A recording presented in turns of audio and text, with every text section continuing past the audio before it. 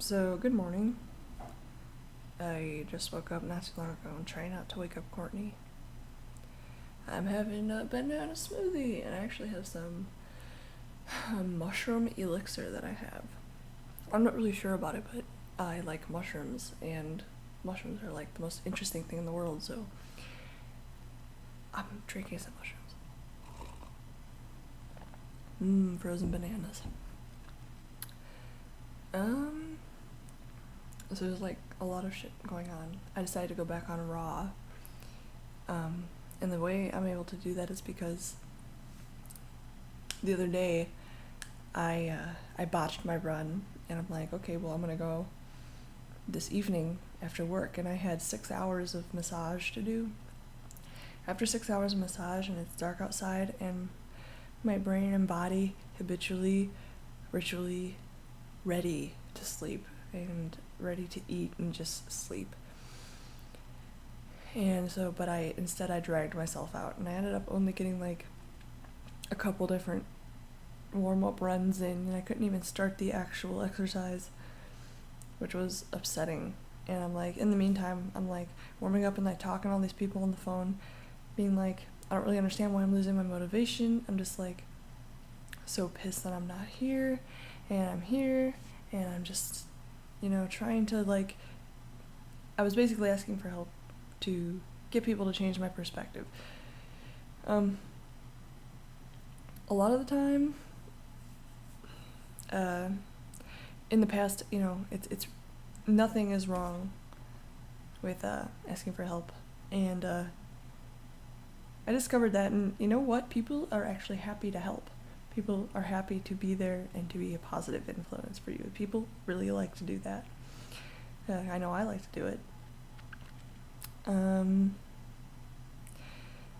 So at that point, at that very low level of motivation, I discovered that I wasn't putting my health first. I wasn't getting enough sleep. I was drinking caffeine. I wasn't eating raw. I wasn't recovering.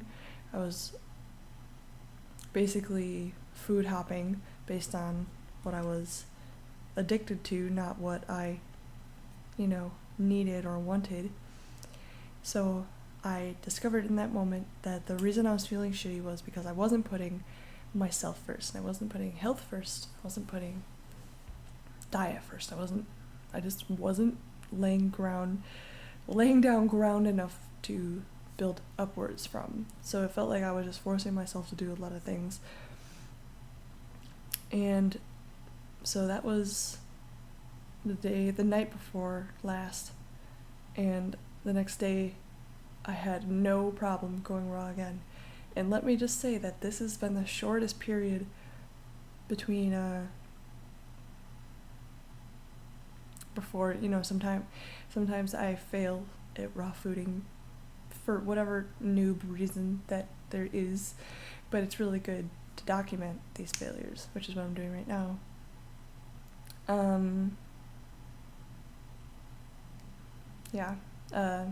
No problem going raw yesterday. Bananas for breakfast, blueberries for lunch, mango for dinner. And all filling, all good. Didn't really have any cravings during the day. One of the ways that I was able to get off the cooked food diet was to promise myself that I was going to be able to have caffeine. That, and I had a lot of like caffeinated tea left. That's one way to convince myself. And eventually, once my body is like not sleep deprived anymore, which if I only drink caffeine in the morning, I should be okay. Then me naturally being on a raw food diet, I will have enough energy to just stop caffeine. That, and I will detox more quickly. So that's good. So I'm eating raw again. Yay! I'm such a fag. The next thing I wanted to talk about is clients. So sometimes I have clients massage that, there's like this population of people who get massages. Excuse me.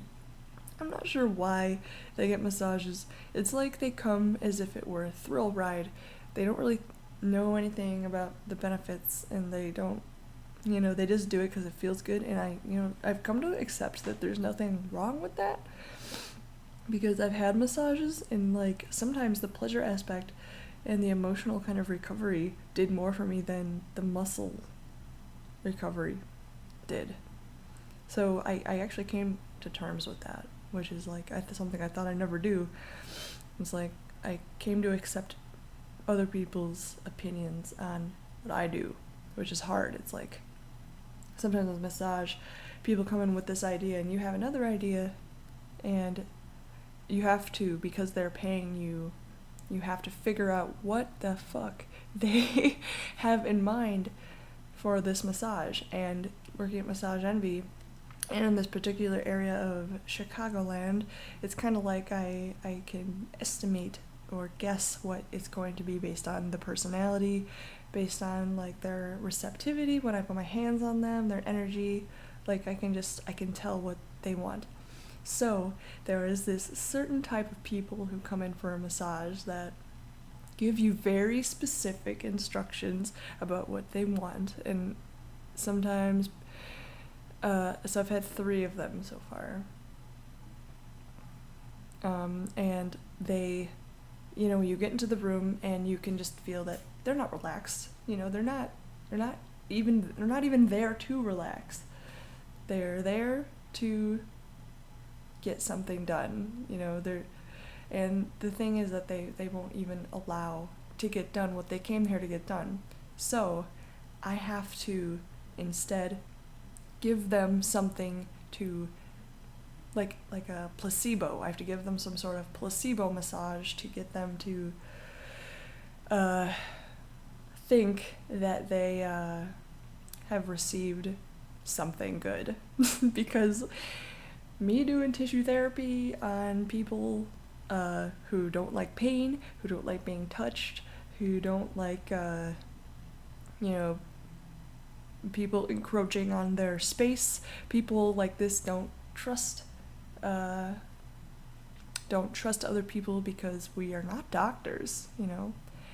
But like I said, this is just like a kind of personality that I work with. You know, there's a ton of, you know, just to backpedal a little, I rarely get these people. Like, I've had thousands of clients, and I think I get one of these people maybe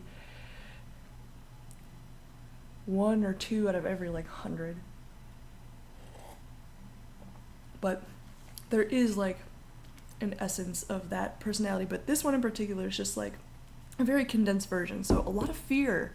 Like, I go in to the tissue and I'm about to go into the muscle to feel and kind of get a perspective on what's happening with the tightness and the tension, and then I go in and then they will tighten up, and like I can't get in.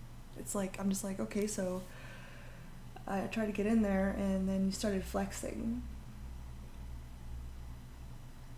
I can't massage this person, so.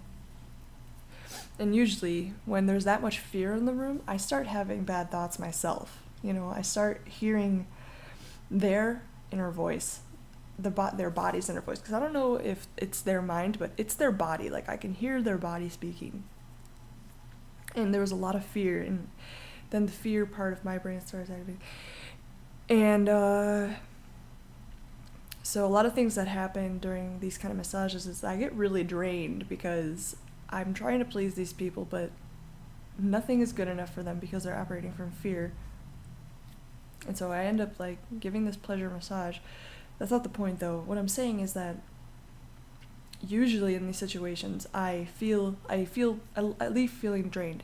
This situation was different. So in the massage I was beginning to feel drained, and this is right before I was about to make the decision to go raw. You know, I could have went to the car and had hummus and pretzels. I could have had blueberries that I just bought this morning. And so I'm thinking about this. I'm like, based on how I feel after this massage, I could determine what I eat for lunch. And I'm like, well, I mean, my mind really wants to eat those damn pretzels because they're so salty and so good and so filling and so soothing. They'd be so soothing to my poor client-inflicted soul. And but those blueberries, you know, I wouldn't feel them in my body, and they would be delicious, and I would not feel like poop the rest of the day. I wouldn't really feel like poop with hummus and pretzels, but I would feel significantly better than I would with blueberries. And I have this thing in a massage where it's kind of hard to speak for me. You know, I notice like a lot of therapists have really easy conversations during massages, and that's not me. And I barely even talk to anyone at work, and this is partially because I'm coming from somewhere where the only way I could function in society is to mind my own business, focus on practical steps to get through the day, and basically getting back to my roots as an introverted person. So being introverted really works for me. And even though I really enjoy talking to people and I love being involved and I love expressing myself, you know, it's not really a productive, self-loving thing to do when I'm around people. And it really took me a while to understand that if it's easier for me to focus on a task. Yes, it makes me look kind of weird sometimes when I don't talk to people and I'm so, you know, I kind of like, I don't know. Anyway, so I usually suppress a lot of what I have to say. So I'm getting angry at this person. I'm getting scared and I'm getting frustrated because of these feelings that I'm having with this person. And and she asked me to work a really deep muscle, the psoas, and I'm like, I really don't want to do her psoas because she's not going to let me anyway, and it's really invasive, and it's just not a good idea.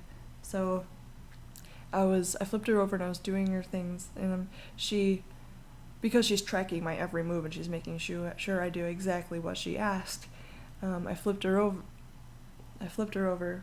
and she said, "Are you going to do the hip flexor?" And I'm like,